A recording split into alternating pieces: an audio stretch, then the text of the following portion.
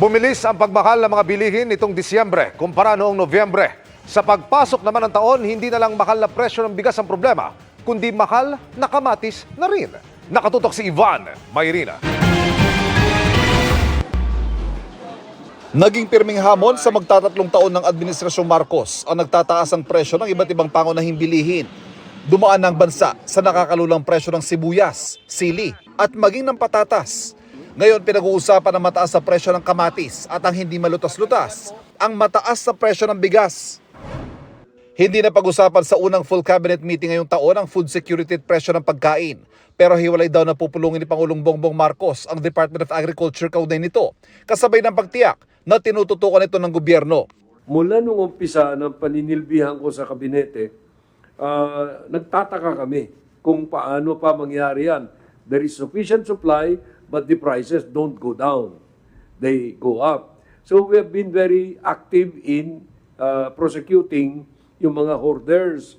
But that is only one part of the explanation. Merong smuggling. But we are looking at all this.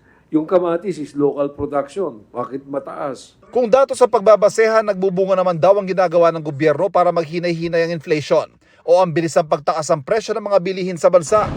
Kahit pa tumaas ito sa 2.9% itong Disyembre mula sa 2.5% noong Nobyembre, base sa datos sa ilalabas ng Philippine Statistics Authority. Dahil sa buong taong 2024, nasa 3.2% ang naitalang inflation rate, di hamak na mas mababa sa 6% noong 2023. Pasok din yan sa 2 hanggang 4% na target ng gobyerno para sa taong ito.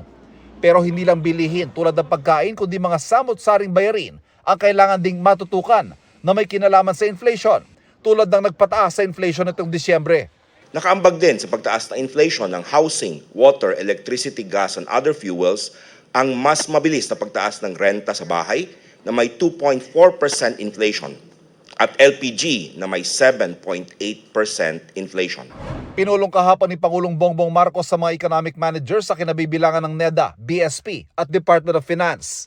Bagamat ikinatuwa ang mas mababang inflation sa buong taon, ipinag-utos ang Pangulo na huwag magpakakampante at manatiling handa dahil naririyan pa rin ang mga dahilan para muling sumirit ang mga presyo tulad ng mga sigalot sa iba't ibang panig ng mundo at ng masamang panahon.